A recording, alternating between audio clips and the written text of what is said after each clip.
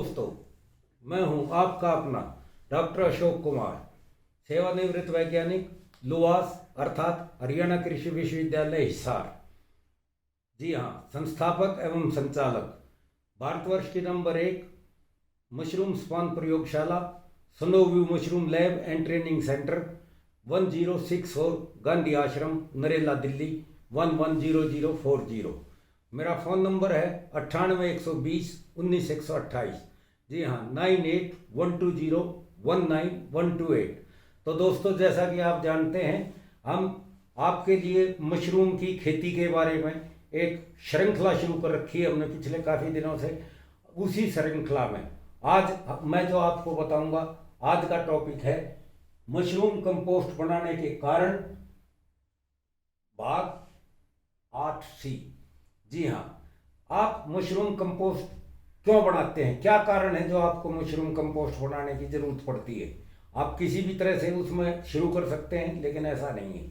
जैसा कि मैंने आपको सबसे पहले प्राथमिक आवश्यकताओं में बताया था, ज्ञान में आपको मैंने बताया था कोई भी चीज़, कोई भी कार्य आपको कब, क्यों, कहाँ, कैसे और किस लिए करना है, ये पैरामीटर है, पैमाना है किसी भी काम को सही या गलत देखने के बारे में।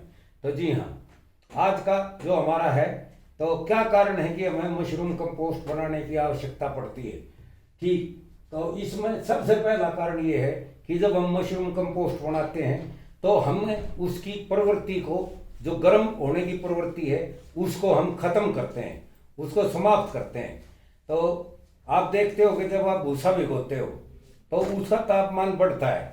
तापमान बढ़ने के बाद फिर आप उसमें कोई सामग्री मिलाते हो, खासतौर से बटन मशरूम के कंपोस्ट में। और उसमें सामग्री मिलाने के बाद जब आप उसका ढेर बनाते हो तो उसमें टेम्परेचर जाता है 70-80 के करीब। तो कितना टेम्परेचर बनता है, फिर जैसे जैसे आप उसकी पलटियां मारते रहते हो, एक निश्चित समय जो दिया जाता है, तो उसमें से जो है ना, उसका तापमान घटता जाता है। और एक समय ऐसा आता है कि उसका तापमान आपका 20-25 के करीब आ जाता है। जी हाँ, अगर कंपोस्ट बना लिया आपने और फिर आपने उसको छोड़ दिया, या आपने अंदर से किसी कारणवश किसी ने बाहर निकलवा दिया, तो आप देखोगे कि उस कंपोस्ट की दोबारा से गर्मी नहीं बढ़ेगी।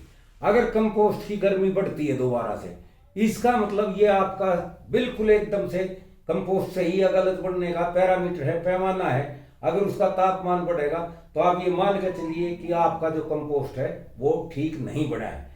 तो सबसे पहले किसी भी मशरूम का हम कंपोस्ट बनाते हैं तो उसकी गर्मी को बढ़ा के और फिर उसकी गर्मी खत्म करते हैं और उसकी ऐसी प्रवृत्ति बना देते हैं कि वो दोबारा से फिर उसका तापमान ना बढ़े।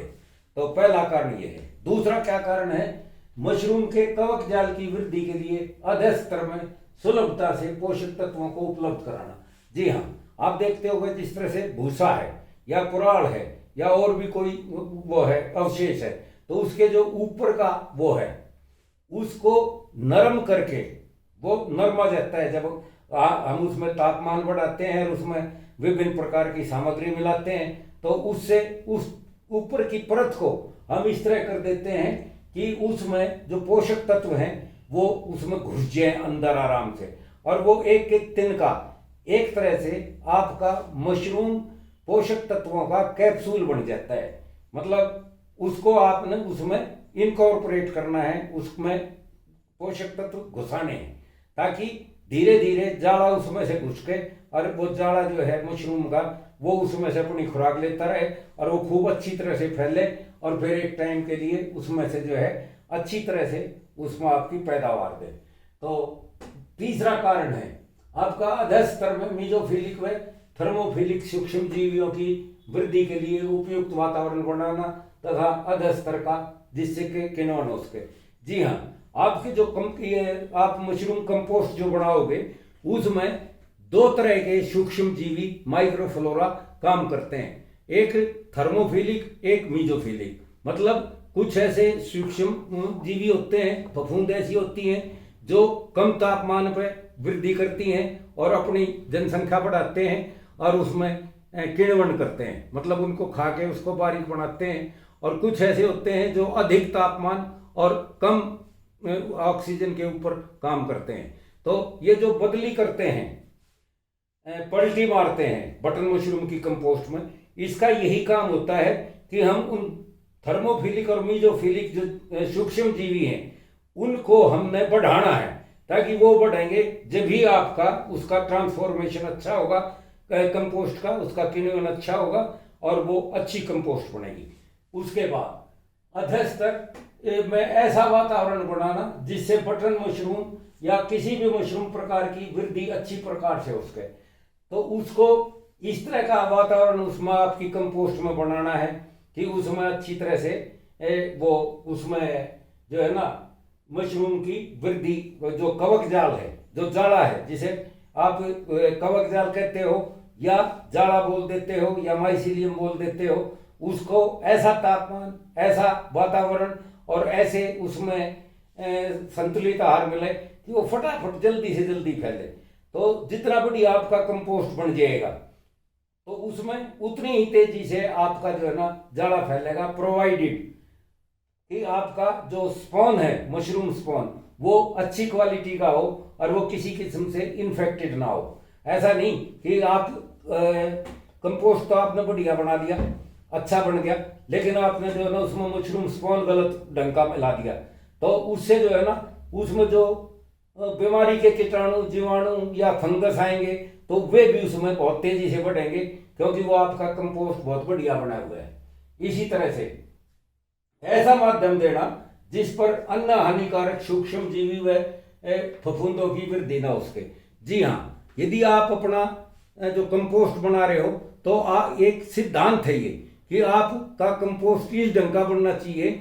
वैसे तो वातावरण में आप हर एक तरह के सूक्ष्म जीवी और तरह तरह के फंगस उपलब्ध रहते हैं, लेकिन जब हम उसमें तरह तरह की सामग्री मिलाते हैं, उसमें तापमान लाते हैं और उसका जो है ना आपका पलटी वगैरह लगाते हैं, तो धीरे धीरे उसमें इस तरह का वो हो जाता है, वातावरण बन जाता है। वो कंपोस्ट, वो भूसा आपका कंपोस्ट इस तरीके से बदल जाएगा कि उसमें मशरूम से जो आपके लाभदायक सूक्ष्म जीवी हैं, लाभदायक आपकी फफूंद है, जैसे फायर फैंग कंडीशन है, जैसे मैंने आपको पिछले उसमें बताया था, तो वो आपका बढ़ेंगे।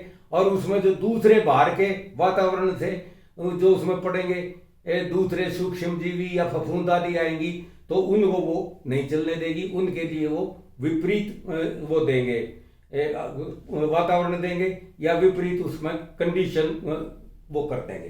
तो इस तरह का आपका ये एक कारण है जिसको हम मशरूम का कंपोस्ट बनाना बोल सकते हैं।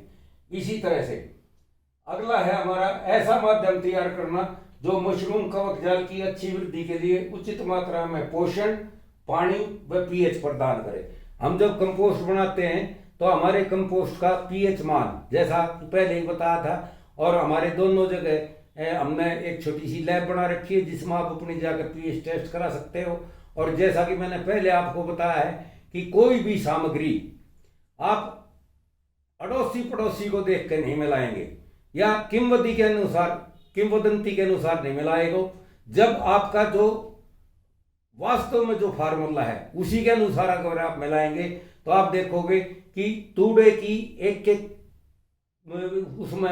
एक तिनके में बराबर मात्रा में उसमें सारे क्या कहते हैं पोषण तत्व होंगे, उसकी पीएच मान भी ठीक होगी और उसमें पानी एब्जॉर्ब करने की शक्ति भी ठीक होगी और पानी उसमें उपलब्ध रहेगा, ताकि जब आगे आने वाले में जब आप उसमें स्पॉन मिला दोगे तो बीज चलेगा, वो स्पॉन चलेगा, फिर आप केसिंग कर दोगे, केसिंग करने के बाद आप देखोगे कि उसमें जो है ना जाड़ा चलेगा और उसके बाद फिर उसमें आपकी मशरूम बनेगी। तो उसको ये तीनों चीज़ें वो उसमें पूरी मिलनी चाहिए, और ये तभी मिलेंगी जब आपको ये हो कि आप कंपोस्ट किस लिए बना रहे हो भाई, उचित मात्रा में पानी देने के लिए, उचित मात्रा में पोषण देने के लिए और उसका उचित मात्रा में पीएच रखने के लिए। अगर पीएच ऊपर नीचे होगा तो निश्चित मानना कि आपके कंपोस्ट में, आपके शेड में बीमारी आएगी ही आएगी, कोई नहीं रोक सकता किसी भी हालत में, उसमें कम या ज़्यादा अधिक आपकी बीमारी आनी है। इसलिए इसका ये तीनों चीज़ों को कंट्रोल करने के लिए और उसको उचित मात्रा में देने के लिए हम कंपोस्ट बनाने की प्रक्रिया करते हैं। इसी तरह से फिर आखिर में कंपोस्ट की भौतिक संरचना में ऐसा परिवर्तन लाना ताकि कवक जाल की वृद्धि के लिए आवश्यक मात्रा में हवा मिल सके। जैसे आप देखते होंगे कि हम खेती भी करते हैं, तकरीबन सब भाई खेती करने वाले हैं जो मशरूम लगाते हैं एक्सेप्ट कुछों को छोड़ के। तो आप देखते होंगे भाई जुताई क्यों करते हैं खेत की, उसमें नड़ाई गुड़ाई क्यों करते हैं खेत की, ताकि उसमें हवा का आवागमन ठीक रहे और जड़ों को उचित पोषण मिले और उचित हवा पानी मिल जाए। इसीलिए उसकी बाही जुताई और निराई गुड़ाई जब भी करी जाती है। तो इसलिए यही काम हम इसमें भी आशा रखेंगे कि हमारा कंपोस्ट ऐसा हो कि जब उसमें बना रहे हैं तो वो कंपोस्ट ऐसा बन जाए कि उसमें हवा का आवागमन होता रहे, ताकि जो कवक जाल है उसको उचित मात्रा में हवा मिले और उसमें अच्छी पैदावार आए। तो दोस्तों, आज का जो हमारा ये विषय था, आज का हम यहीं पे समाप्त करते हैं और आशा करूंगा कि आप आगे आने वाले वीडियो भी शीघ्र देखते रहेंगे। तो मैं आपको एक बार फिर बता दूं, मैं हूं आपका अपना डॉक्टर अशोक कुमार और संस्थापक एवं संचालक भारतवर्ष के नंबर 1 मशरूम स्पान प्रयोगशाला व training centre, Snowview mushroom lab and training centre. जी हाँ, मेरा नंबर है 98 120 19 128, मतलब 9812019128। तो ठीक है दोस्तों, ये हम यहीं विराम देते हैं। Bye bye, tata. देखते रहिए, दोस्तों को भी दिखाइए और इसको सीखिए, औरों को भी सिखाइए। धन्यवाद।